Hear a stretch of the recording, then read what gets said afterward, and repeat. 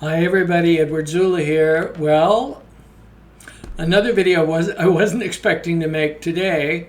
I was having a conversation with someone today about weird things that have happened to us. Like, what's the weirdest thing that's ever happened to you? And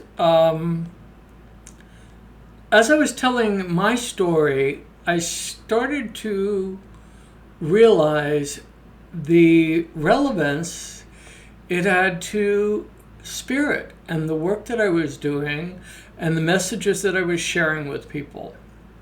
Let me tell you what happened.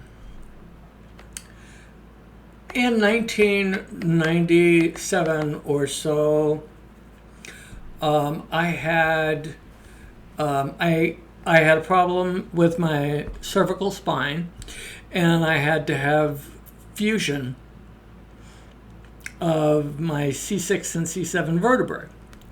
And they went into my throat over here. You can see the line. They tried to hide it in a wrinkle, but it's still visible. But they went into the front, and but before they did the surgery, they asked me, would you prefer a compound made up of seashells and calcium and this and that and the other thing, or would you prefer cadaver bone as the replacement? That they're going to take out the disc and they're going to put something in there to hold the space so that it spreads the space so my nerve isn't getting pinched. So I said, well, which heals better? And they said, well, actually cadaver bone heals better, but some people don't like that idea. And I was fine with it. I thought, well, if it heals faster and it's better, let's do that. So I went in for surgery. I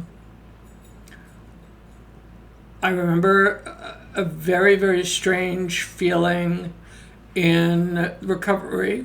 The feeling was I was extremely anxious in recovery. I've had surgery before. I don't remember having this kind of, both before and after, and I don't remember having this level of anxiety, but I went to a room, and I was going to be in that room for 2 days after the surgery. They were going to be doing x-rays and making sure that it was stable and so forth and so on. I didn't have any rods or anything put in. It was just this piece of cadaver bone that was put into my neck. And I had two friends that were in the room with me, and they were joking around, and I just looked at them and I said, I want some beer nuts. And they just looked at me like, what? And I said, I'm craving beer nuts and beer. And I'm not a beer drinker. I'm not a beer drinker. And it felt weird to me to be saying it, to have these words coming out of my mouth.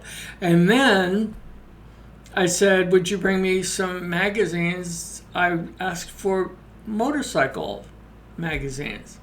And I thought, this is really strange. What's going on here? And I honestly didn't know what to make of it. I mean, truthfully, I didn't know what to make of it.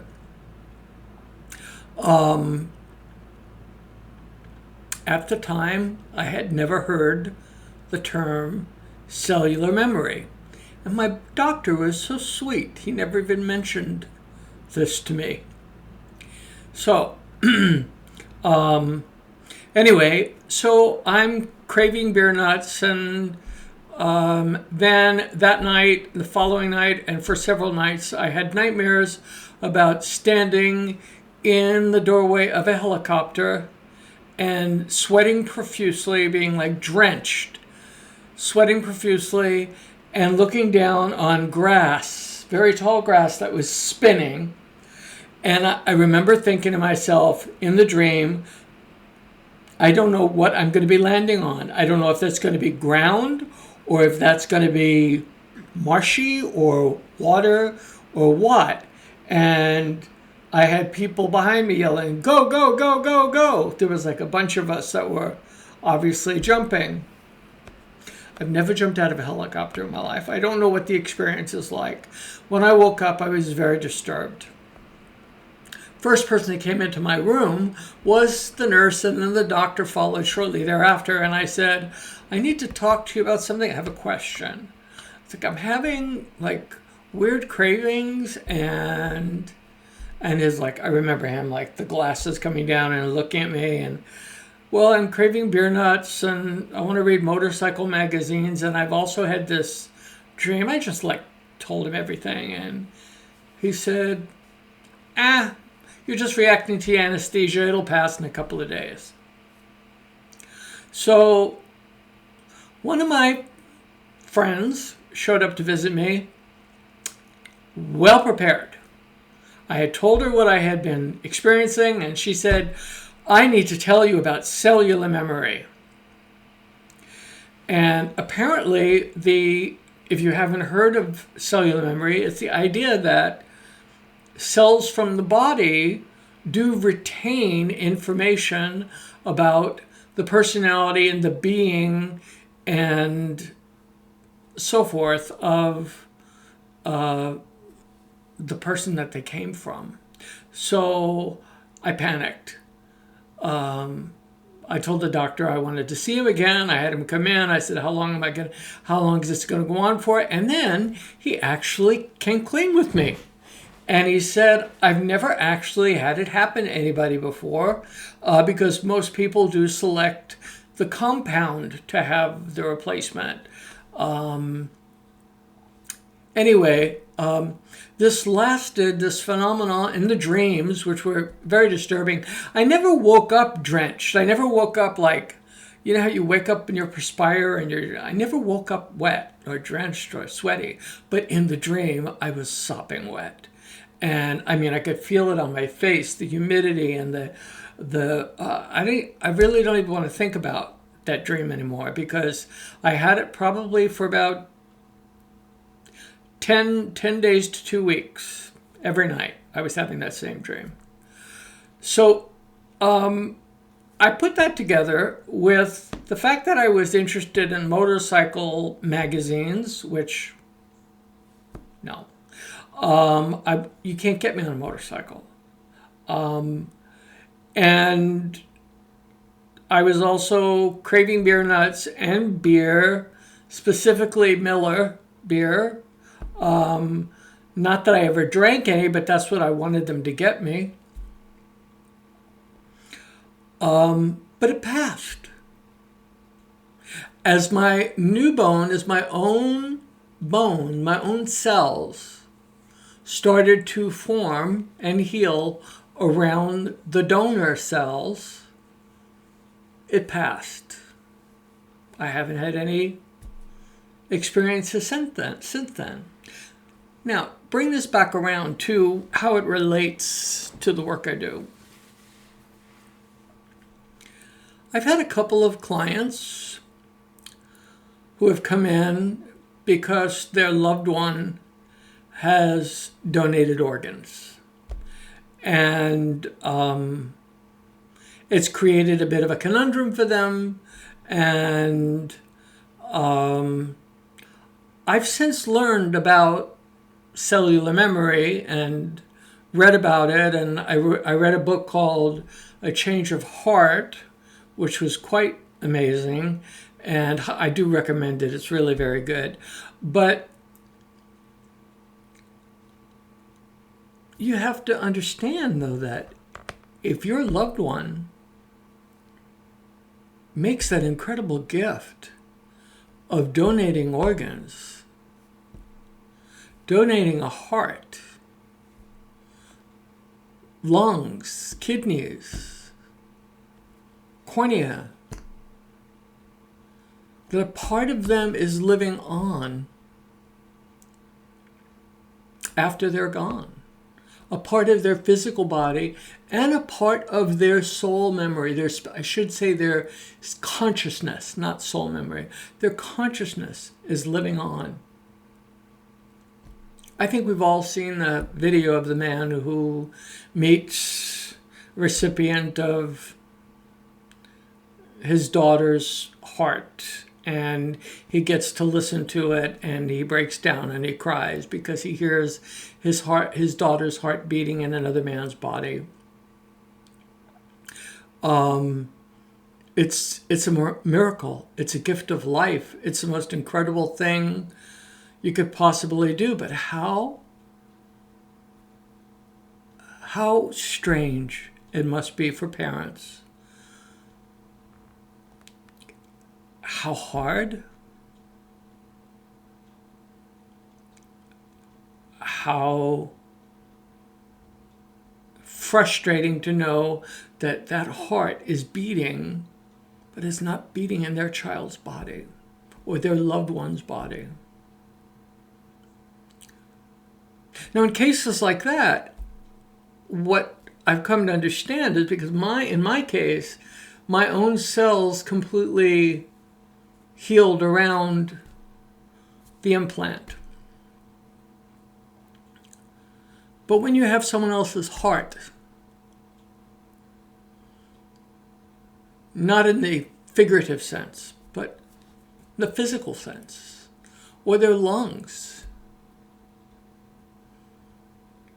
everything I'm reading tells me that it's impossible not to feel a part of them, not to feel affected by the donor in some way. And so the loved ones of the donor, maybe you have a loved one who donated an organ. The loved ones of the donor knows that they've saved a life or two or three or four or five by donating their organs.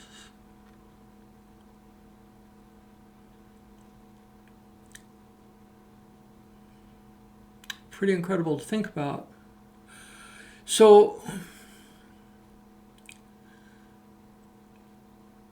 I grew a little quiet there. I'm sorry. I started thinking about all of the places that, all of the conversations that I could have around, when I've talked about children passing on very early and other kinds of unexpected deaths where organs have been donated. Anyway, I don't want to ramble, but so that was my most bizarre story, and I realized that it really did relate to the work I do with talking to people who have lost loved ones, who may have donated organs, who may have, struggled with that. I hope you can not struggle with that, and I hope you find peace, and I hope you're incredibly proud of your loved one for making that decision to donate the organ. And if you had to make that decision, God bless you.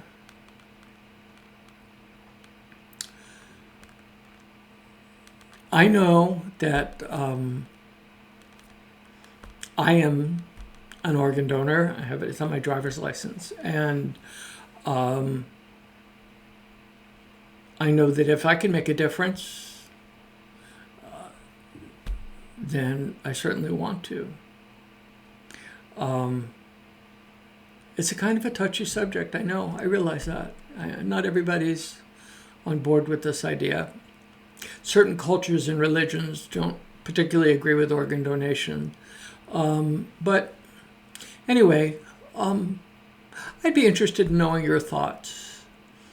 And I invite you to look up cellular memory and read a little bit about it and read some of the true stories that are out there on the internet about people who have actually embodied characteristics of their heart donor or their lung donor or their kidney donor, and know how grateful they are, even if it makes them dyslexic, even if it has a negative effect on them, some other minor life way, like they suddenly don't like pasta and they used to love it before. The kind of thing I'm talking about, like with me with beer nuts. Anyway, so I love you all. Thank you for listening to this ramble. I have to come up with a title for it. Stay safe, social distance, wash your hands, wear your masks until we're told we don't need them anymore. And I'll be posting another installment of Am I Psychic Part 5 to talk with about your phenomenal responses to the picture of the man that was in Part 4. You guys are the best. Please share and feel free to subscribe. I'd love it. Thank you. Bye.